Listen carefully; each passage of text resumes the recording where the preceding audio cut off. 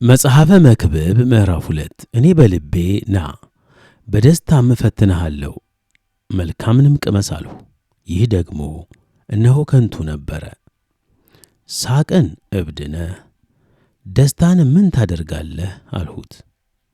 የሰው ልጆች በሕይወታቸው ዘመን ሁሉ ከፀሐይ በታች ሊሠሩት መልካም ነገር ምን እንደሆነ እስካይ ድረስ ልቤ በጥበብ እየመራኝ ሰውነቴን በወይን ጠጅ ደስ ለማሰኘት ስንፍናንም ለመያዝ በልቤ መረመርሁ።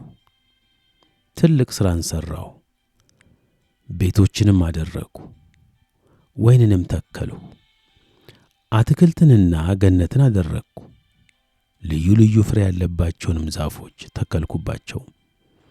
በዱር የተተከሉትን ዛፎች አጠጣበት ዘንድ የውሃ ማጠራቀሚያ አደረግሁ። ወንዶችንና ሴቶችን ባሪያዎች ገዛሁ፣ የቤት ውልድ ባሪያዎችም ነበሩኝ። ከእኔ አስቀድመው በኢየሩሳሌም ከነበሩት ሁሉ ይልቅ ብዙ ከብቶችና መንጋዎች ነበሩኝ። ብርንና ወርቅን የከበረውንም የነገሥታትንና የአውራጆችን መዝገብ ሰበሰብሁ።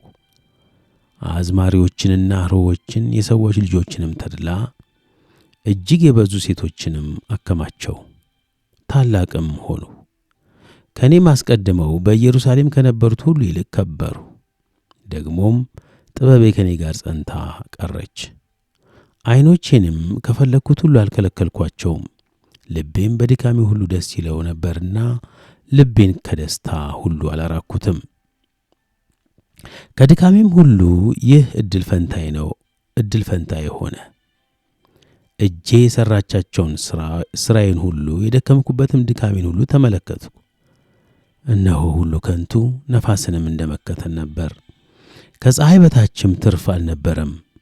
እኔም ጥበብን እብደትንና ስንፍናን አይ ዘንድ ተመለከትሁ። በፊት ከተደረገው በቀር ከንጉሥ በኋላ የሚመጣው ሰው ምን ያደርጋል? እኔም ብርሃን ከጨለማ እንደሚበልጥ እንዲሁ ጥበብ ከስንፍና እንዲበልጥ አየሁ። የጠቢብ ዐይኖች በራሱ ላይ ናቸው፣ ሰነፍ ግን በጨለማ ይሄዳል። ደግሞም ለሁለቱ መጨረሻቸው አንድ እንደሆነ አስተዋልሁ። እኔም በልቤ ለሰነፍ የሚደርሰው ለእኔም ይደርሳል፣ ለምን እጅግ ጠቢብ ሆንሁ አልሁ። በዚያን ጊዜም በልቤ ይህ ደግሞ ከንቱ ነው አልሁ። በሚመጣው ዘመን ነገር ሁሉ የተረሳ ይሆናልና ለዘላለም የሚሆን የጠቢብና የሰነፍ መታሰቢያ አይገኝም። አይ ጉድ! ጠቢብ ከሰነፍ ጋር እንዴት ይሞታል? ከፀሐይም በታች የተሠራው ሥራ ሁሉ ከብዶኛልና ሕይወትን ጠላሁ።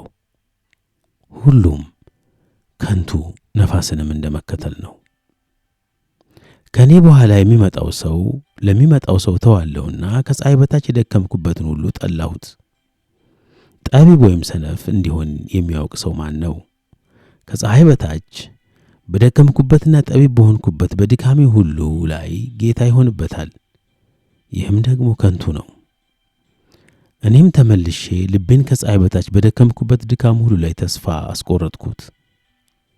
ሰው በጥበብና በእውቀት በብልሃትም ከደከመ በኋላ ለሌላ ላልደከመበት ሰው ያወርሰዋልና፣ ይህም ደግሞ ከንቱ ትልቅም መከራ ነው።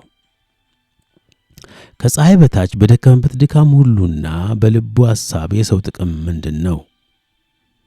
ዘመኑ ሁሉ ሐዘን ጥረትም ትካዜ ነው። ልቡም በሌሊት አይተኛም፣ ይህም ደግሞ ከንቱ ነው። ለሰው ከሚበላና ከሚጠጣ በድካሙም ደስ ከሚለው በቀር የሚሻለው ነገር የለም። ይህም ደግሞ ከእግዚአብሔር እጅ እንደተሰጠ አየሁ። ያለ እርሱ ፈቃድ የበላ ደስ ብሎትም ተድላን የቀመሰ ማን ነው? እርሱም ደስ ለሚያሰኘው ሰው ጥበብና እውቀትን ደስታንም ይሰጠዋል። ለኃጢአተኛ ግን እግዚአብሔርን ደስ ለሚያሰኘው ሰው ይሰጥ ዘንድ እንዲሰበስብና እንዲያከማች ጥረትን ይሰጠዋል።